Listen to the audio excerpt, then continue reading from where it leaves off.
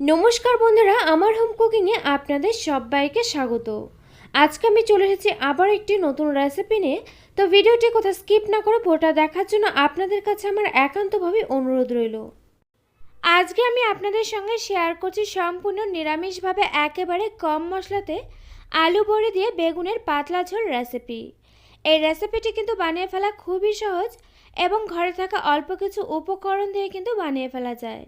আর এরকমভাবে যদি আলু বেগুন বড়ি দিয়ে বেগুনের পাতলা ঝোল রান্না করা যায়, তবে দেখবেন গরম গরম ভাত হোক বা রুটি যে কোনো কিছুর সঙ্গে কিন্তু পরিবেশন করলে খেতে দারুণ লাগে।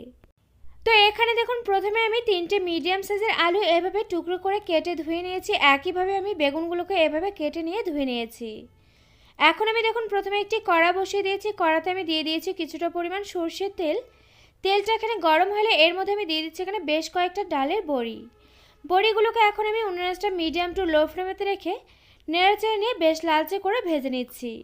বড়ি ভাজার সময় কিন্তু কখনোই উনুনটা হাই ফ্লেমেতে রাখা যাবে না, যেহেতু বড়ি কিন্তু খুব সহজে ভাজা হয়ে যায়, নয়তো কিন্তু বড়িগুলো এখানে পুড়ে যেতে পারে।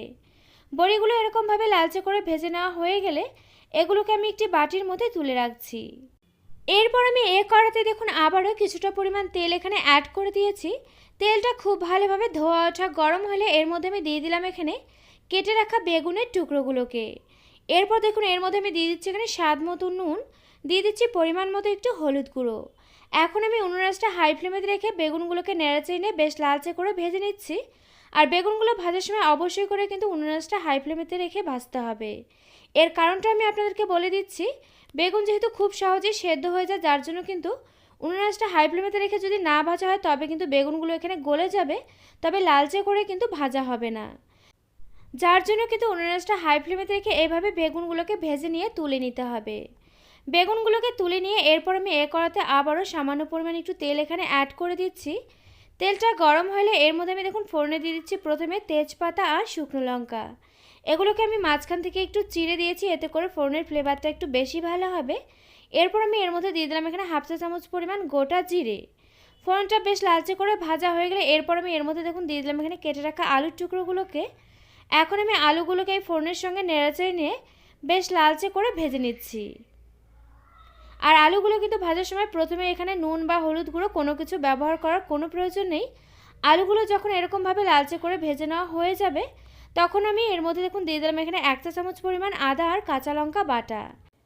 এরপর আমি এর মধ্যে অ্যাড করে দিচ্ছি এখানে একটি ছোটো সাইজের টমেটো আমি কুচি কুচি করে কেটে নিয়েছিলাম সেটাকে। এখন আমি আদা কাঁচা লঙ্কা আর টমেটোর সঙ্গে আলুগুলোকে নেড়েচেড়ে নিয়ে আবারও ভেজে নিচ্ছি 2 থেকে 3 মিনিট মতো। তবে এই সময় আমি উনুনটা মিডিয়াম ফ্লেমেতে করে দিয়েছি। 2 থেকে 3 মিনিট মতো ভেজে নেওয়া হয়ে গেলে এরপর আমি এর মধ্যে দেখুন দিয়ে দিলাম এখানে স্বাদ মতো নুন, দিয়ে দিচ্ছি এখানে হাফ চা চামচ পরিমাণ হলুদ গুঁড়ো। আর এখানে কিন্তু নুন বা হলুদ গুঁড়ো দুটোই একটু বুঝে দিতে হবে, যেহেতু আমি বেগুন ভাজার সময় কিন্তু নুন আর হলুদ গুঁড়ো দুটোই ব্যবহার করেছিলাম। এরপর দিয়ে দিলাম এখানে হাফ চা চামচ পরিমাণ লঙ্কা গুঁড়ো। এখন আমি আলুগুলোকে দেখুন আবারও সমস্ত কিছুর সঙ্গে একটু নেড়েচেড়ে নিয়ে খুব ভালোভাবে মিশিয়ে নিচ্ছি। এভাবে নেড়েচেড়ে মিশিয়ে নেওয়া হয়ে গেলে এখানে যাতে করে গুঁড়ো মশলাগুলো কোনোভাবে পুড়ে না যায় আর সমস্ত কিছু যাতে করে খুব ভালোভাবে কষানো হয়, যার জন্য আমি এখানে সামান্য পরিমাণে একটু জল এখানে অ্যাড করে দিলাম। জল দিয়ে এখন আমি আবার একটু নেড়েচেড়ে নিয়ে এগুলোকে 2 থেকে 3 মিনিট মতো খুব ভালোভাবে কষিয়ে নিচ্ছি। ফিরে এলাম 2 থেকে 3 মিনিট পর। এখানে দেখুন খুব ভালোভাবে কিন্তু সমস্ত কিছু কষিয়ে নেওয়া হয়ে গিয়েছে। এরপর আমি এর মধ্যে দেখুন অ্যাড করে দিচ্ছি এখানে পরিমাণ মতো জল।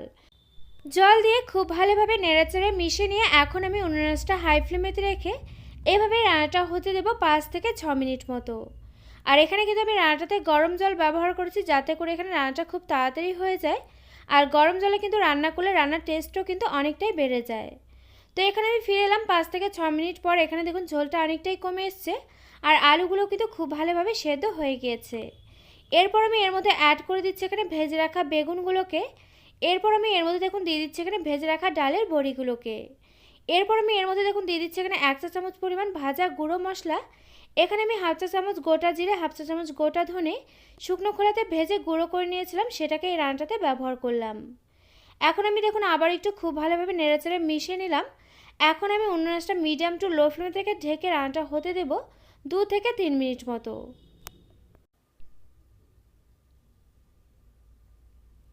তো এখানে আমি ফিরে এলাম 2 থেকে 3 মিনিট পর। এখন আমি ঢাকনাটাকে তুলে নিচ্ছি।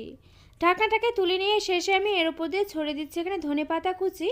আর এই রান্নাটাতে কিন্তু ধনেপাতা কুচি পরিমাণটা আমি একটু বেশি ব্যবহার করেছি, কারণ ধনেপাতা কুচি পরিমাণটা একটু বেশি ব্যবহার করলে কিন্তু রান্নাটা খেতে দারুণ লাগে। এরপর দেখুন হালকাভাবে একটু নেড়েচেড়ে নিতে হবে যাতে করে এখানে বেগুনগুলো কোনোভাবে ভেঙে না যায়। আর ডালের বড়িগুলো কিন্তু এখানে খুব ভালোভাবে সেদ্ধ হবে, তবে একেবারে ভেঙে যাবে না। ঠিক এভাবেই কিন্তু রান্নাটা করে নিতে হবে।